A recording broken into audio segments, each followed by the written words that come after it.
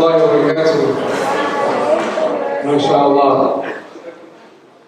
It is amazing to be back and to be in a room with so many familiar faces and to spend the evening with a community that is dear to my heart. A community that I remember every day, a community that is in my du'as, a community that I look for the sake of Allah. I'm honored to be here with you all and share a few words. I have nothing to offer. I mean, Dr. Zulfiqar is here, and he's the main show today, right? But let's. Bismillah ar-Rahman ar-Rahim. Alhamdulillah wa salatu wa salamu ala Rasulillah wa ala alihi wa sahbihi ajma'in, amma ba'd. So I moved to Milwaukee. It was the beginning of 2011, March of 2011. When did Ma'ruf start? 2009, November 2009. So I came in about a year and a half after Ma'ruf started. And I remember at the very beginning being mesmerized, being in awe of the work that Ma'ruf was doing. And if I go back 10 years ago, and I think about the work that Nouman was doing, some of us may look at it and say it was very simple stuff. Some of us may look at it and say it was mundane, small things. But in reality, those were the seeds that this group of brothers and sisters were sowing. And slowly we continue to reap the harvest of those seeds that were sown. 12 years ago, a group of young men and women came together with a vision to try to see how we can make our community a better place. I had the honor of attending the Iman dinner in Chicago a couple of weeks ago. And listening to their story reminded me of the story of Ma'ruf. How a young man from the Palestinian community saw the inequities and inequalities within the inner cities, the south side of Chicago, where he saw Muslims taking advantage of black people in the inner city of Chicago, where he saw liquor stores taking advantage of the black community on the south side of Chicago, and he said that we need to do better. And he decided that we need to do better as a community. And he was able to bring together the division that existed and bring down the hostility that existed in that community. And was able to get buy-in from the Muslims that were already there for business, to give back to their community, and he was able to get the community, local community, to trust and to fall in love with the beautiful tradition of the Prophet ﷺ. He got them to fall in love with this beautiful concept of service that we were taught by our Messenger ﷺ. Now, as I was listening to the presentation, may Allah reward the brother for his passion and for his effort and his work in allowing the Ma'ruf Center to grow.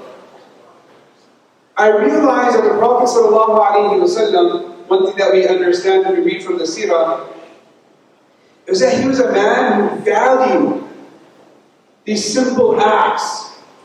He was a man who valued service. We all know that, right? The Prophet ﷺ says, famous hadith, we hear it over and over again.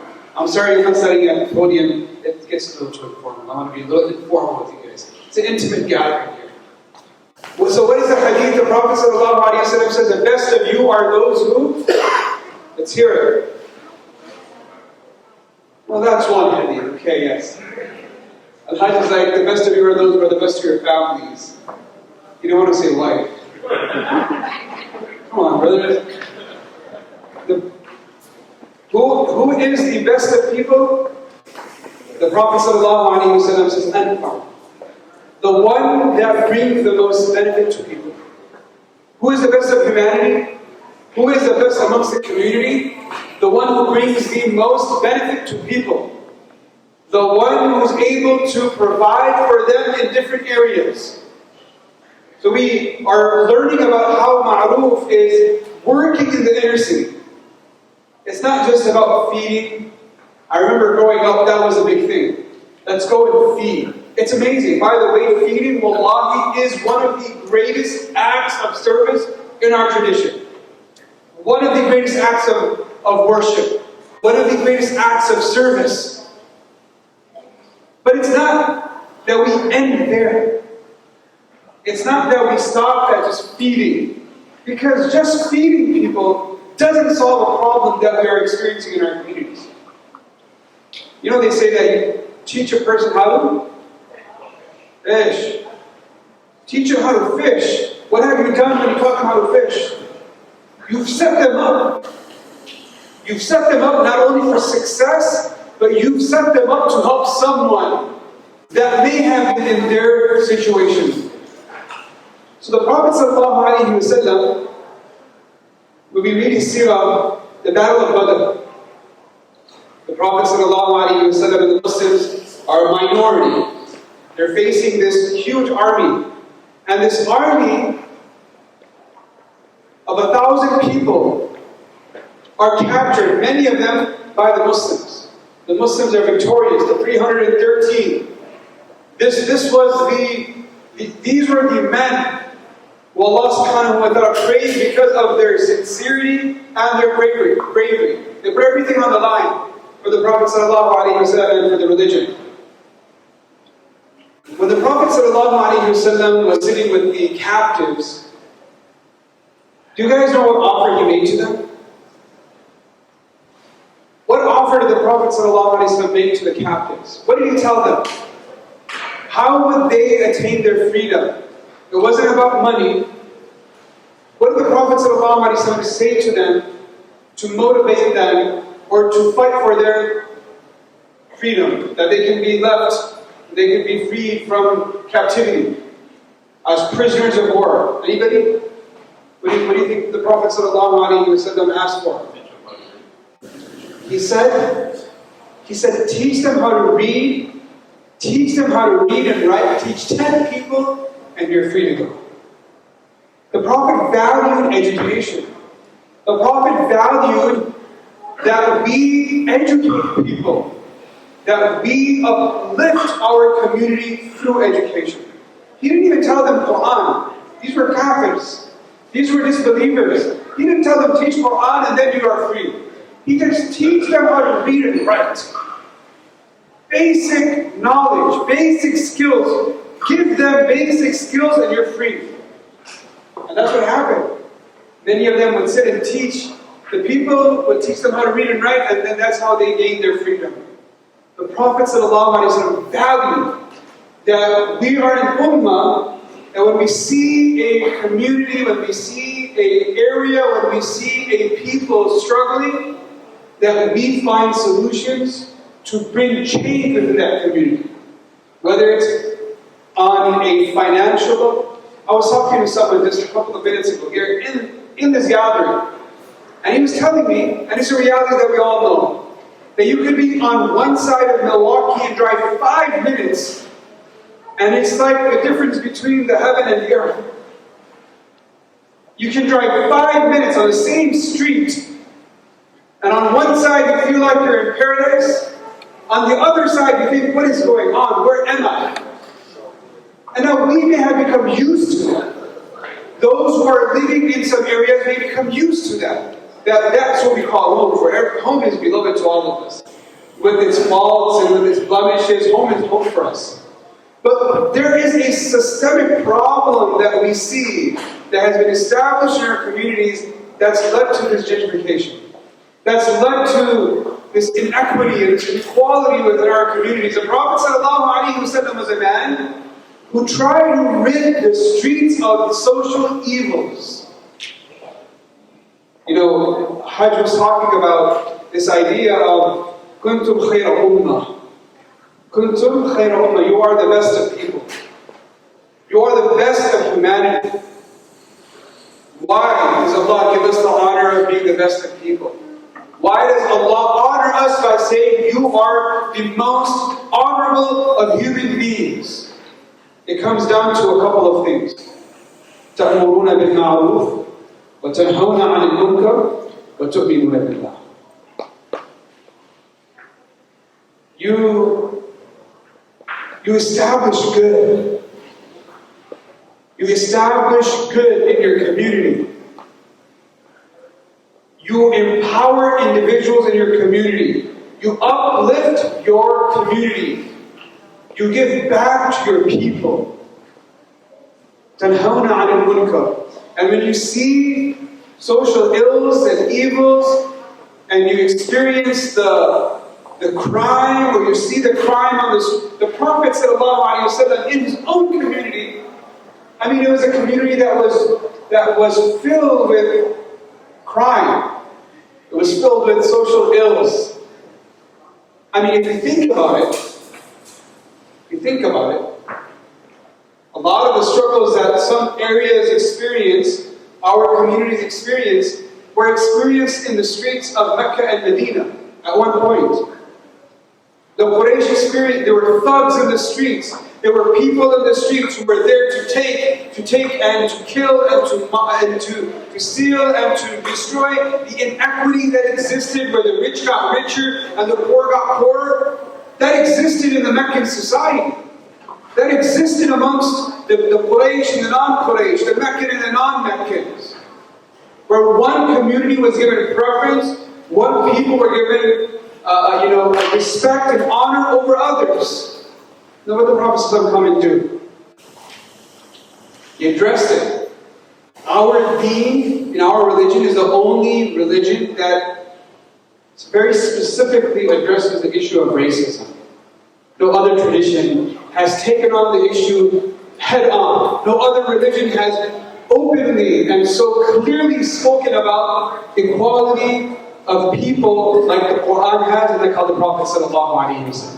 And this is why Malcolm X rahimahullah, what did he say when he came back from Hajj? Ya Hajj. What did Malcolm say when he came back from Hajj? Anybody know? What was in that letter the letter that he wrote to his community from Hajj? Sorry? He said there's a solution to saving the problem of racism in America.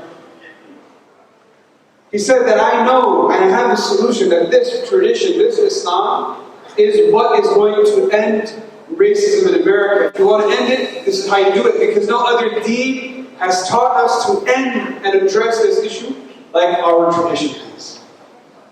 So as we sit here and we talk about the great work Ma'ruf is doing, my hope today is that we understand this idea of ta'muruna bil ma'ruf, that we are a people that enjoy good, we're a people that uplift community, we are a people that address social ills in our society, that we are a people that call up injustice and inequities in our community, that we end the racism in our community. ta'muruna bil ma'ruf wa tanhawna 'anil munkar.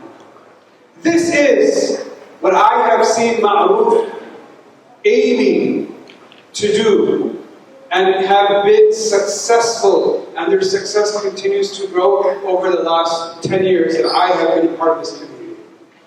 And I ask Allah subhanahu wa ta'ala that He continues to empower them, continues to allow the organization to grow and their team to grow, for them to have an impact on the community. Wallahi, when I was at the Imam dinner, and listen, Iman is an amazing organization, and some people may agree with their approach or disagree with their approach, whatever it is. I was blown away on how a community of Muslim brothers and sisters could make so much change in that community where no other organization or religion could. Because we have the solution. We have the spirit. We have the ikhlas and the sincerity that is needed to address these issues and end these issues in our community. I ask Allah subhanahu wa ta'ala that Allah allows us all to be a part of this amazing journey. This journey of change, this journey of growth, this journey of accommodating and facilitating for our community, this journey of creating a harmonious, creating a peaceful, creating a sincere, a beautiful community of brothers and sisters, of young and old, who come together for His sake and His sake only, who work together for His sake and His sake only, who love each other for His sake and His sake only. We ask Allah subhanahu wa ta'ala as we gather here tonight for an amazing cause. Allow this gathering to be witnessed by the angels in the heaven. May this gathering be a gathering where Allah subhanahu wa ta'ala is calling upon each one of us by name and saying, look at these servants of mine, that they have taken out time to make a sense of, that have a concern for not only the ummah, a concern for humanity. We have a concern for humanity. And we ask Allah subhanahu wa ta'ala that He honors us by allowing us to be part of this very beautiful prophetic tradition. We want to look at the life of the Prophet sallallahu alaihi wasallam at the beginning of his mission, in the middle of his mission, at the end of the mission. One thing that you will find is that the work that he started off, which may have seemed very simple, is the work that he continued to advocate for throughout his entire prophethood until the day he died.